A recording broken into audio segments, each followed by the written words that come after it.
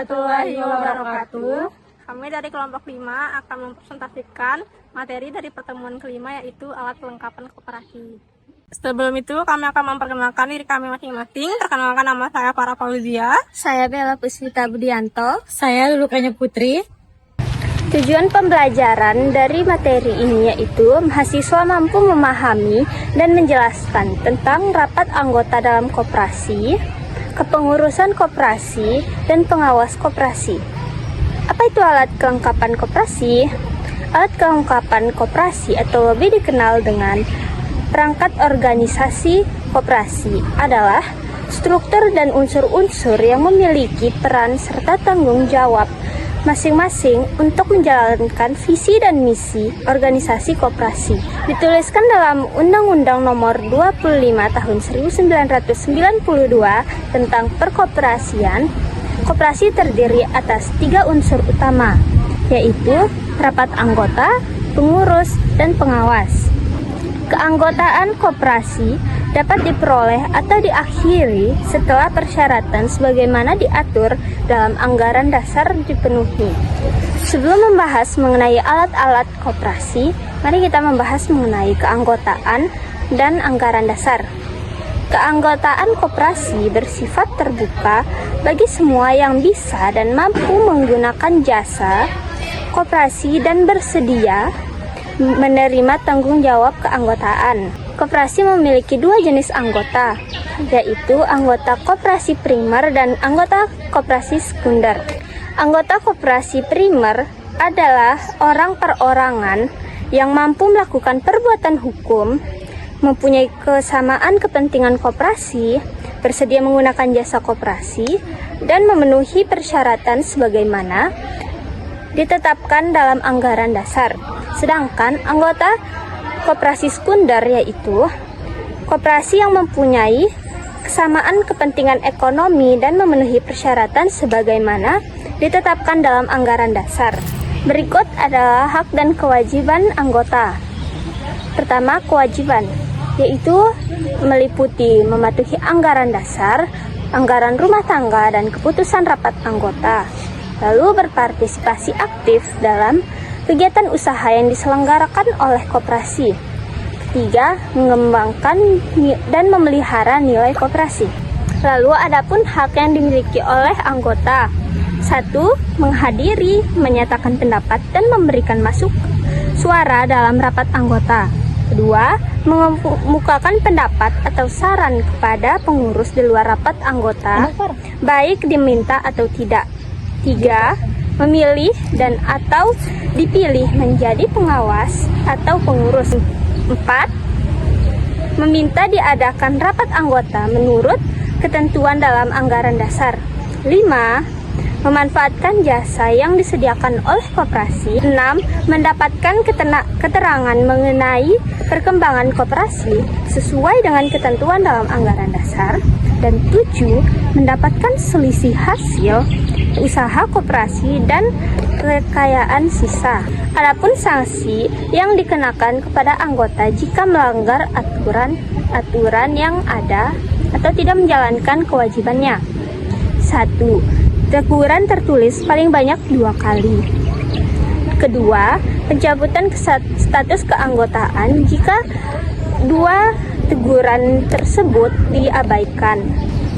Lalu ada anggaran dasar koperasi. Anggaran dasar koperasi adalah aturan utama dalam koperasi. Anggaran dasar koperasi ini adalah dokumen tertulis yang disusun dan disepakati anggota saat koperasi didirikan dan dijadikan pedoman wajib dalam menjalankan koperasi. Anggaran dasar memuat sekurang-kurangnya nama dan tempat kedudukan. Lalu ada wilayah keanggotaan, lalu ada tujuan kegiatan usaha dan jenis koperasi, misalnya jenis menyediakan jasa atau sebagainya. Lalu ada jangka waktu berdirinya koperasi dan ketentuan mengenai modal koperasi, tata cara pengangkatan, pemberhentian, dan penggantian pengawas serta pengurus. Adapun hak dan kewajiban anggota, pengawas, dan pengurus.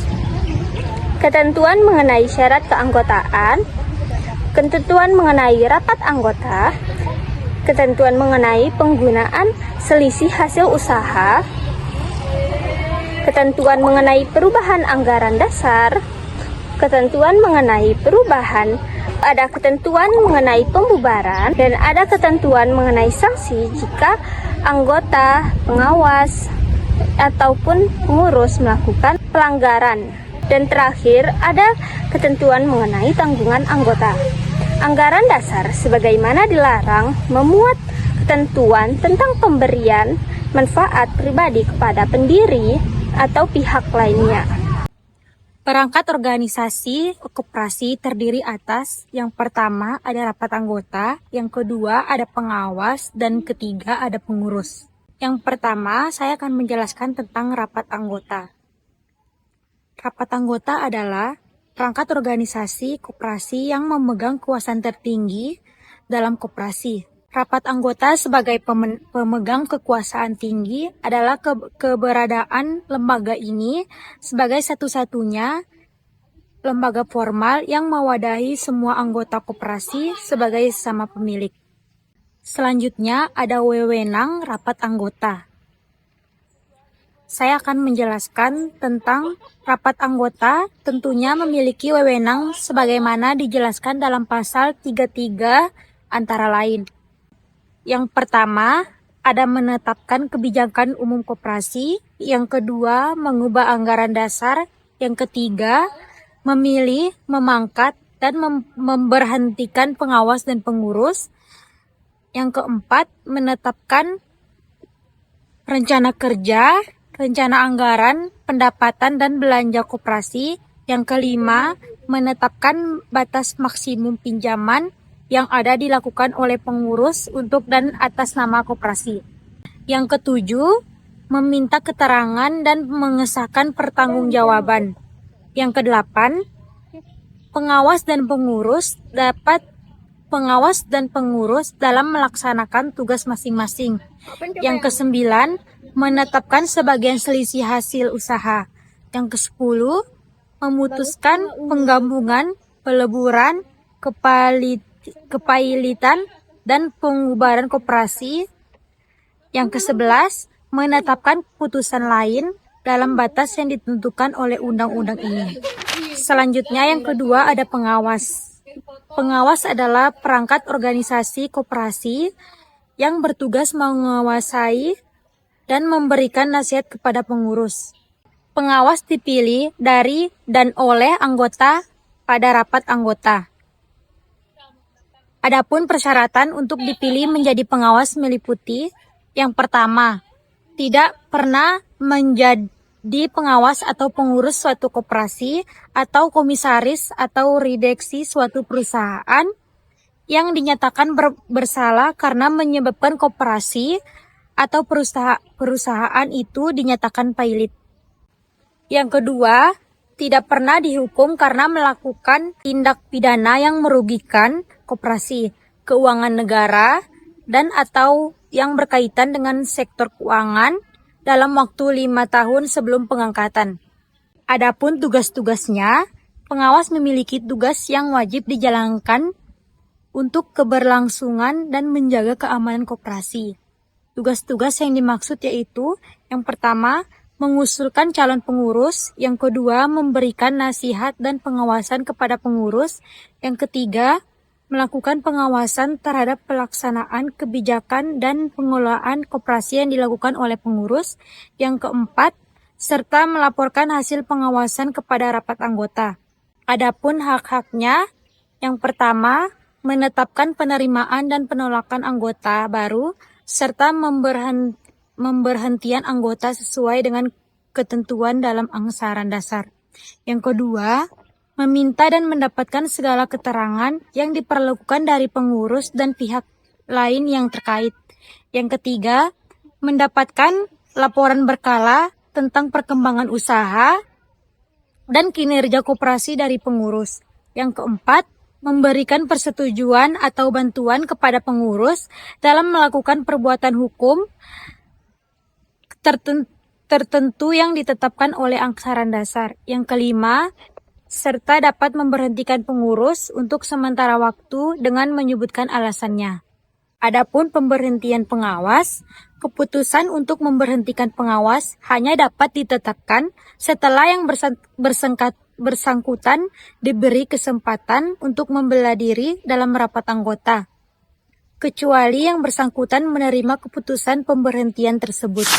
Selanjutnya yang ketiga, pengurus. Pengurus adalah perangkat organisasi koperasi yang bertanggung jawab penuh atas kepengurusan koperasi untuk kepentingan dan tujuan koperasi, serta mewakili koperasi baik di dalam maupun di luar pengadilan sesuai dengan ketentuan anggaran dasar. Pengurus dipilih dan diangkat pada rapat anggota atas usul pengawas.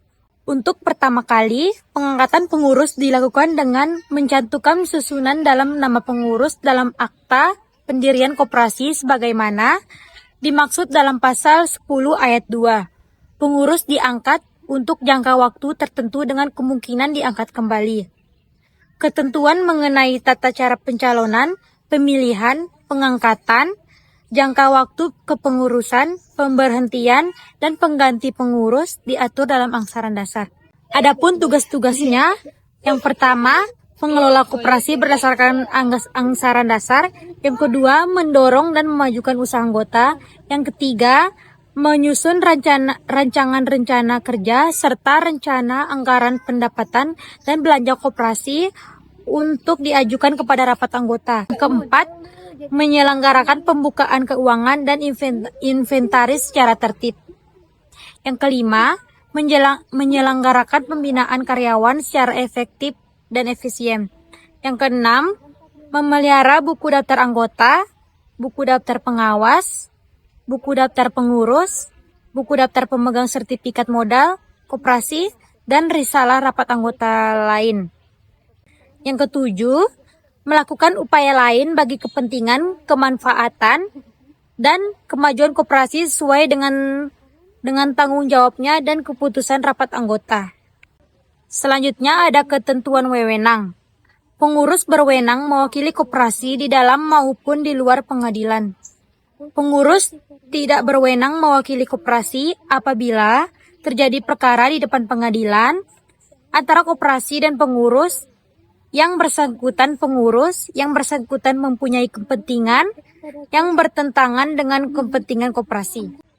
Oke, baik. Dalam studi kasus koperasi pengaryawan Pertamina Rentail, di sini ada profil koperasi namanya Koperasi Jasa Pertamina Rentail yang berdiri pada 11 Januari 2007.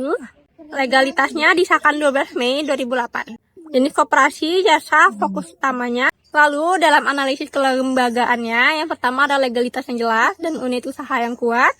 Lalu nilai organisasi modern. Kelemahannya, transparansinya belum terlihat dan struktur belum lengkap secara governance. Di sini ada model bisnisnya. Yang pertama ada business to business. Yang kedua ada klien utama, perusahaan Pertamina atau mitranya. Dan yang ketiga pendapatan seperti jasa dan pelayanan.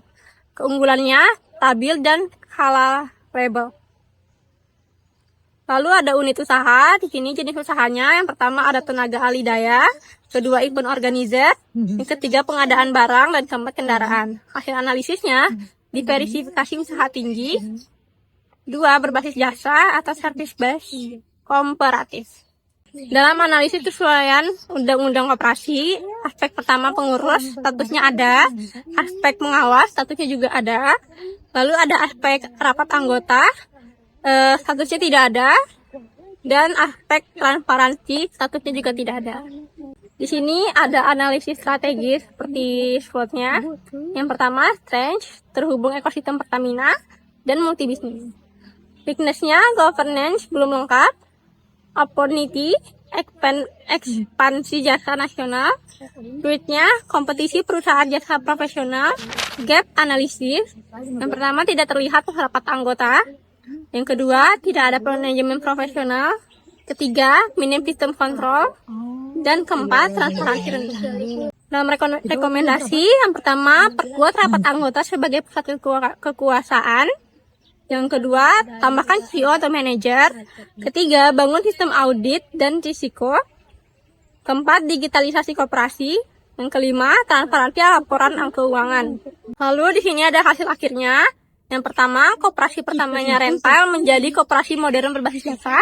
Kedua, sudah kuat secara bisnis, namun perlu dipenguatan governance dalam arah pengembangannya koperasi profesional berbasis koperasi. Lalu pada kesimpulannya, perangkat organisasi koperasi adalah struktur dan unsur-unsur yang memiliki peran serta tanggung jawab masing-masing untuk menjalankan visi dan misi organisasi koperasi. Dituliskan di Undang-Undang No. 25 Tahun 1992 tentang kekoperasian. Koperasi terdiri atas 3 unsur utama, yaitu rapat anggota, pengurus, dan pengawas.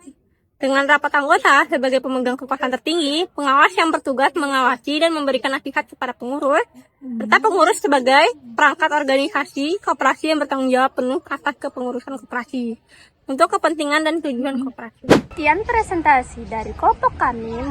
Kurang lebihnya mohon maaf. Wassalamualaikum warahmatullahi wabarakatuh.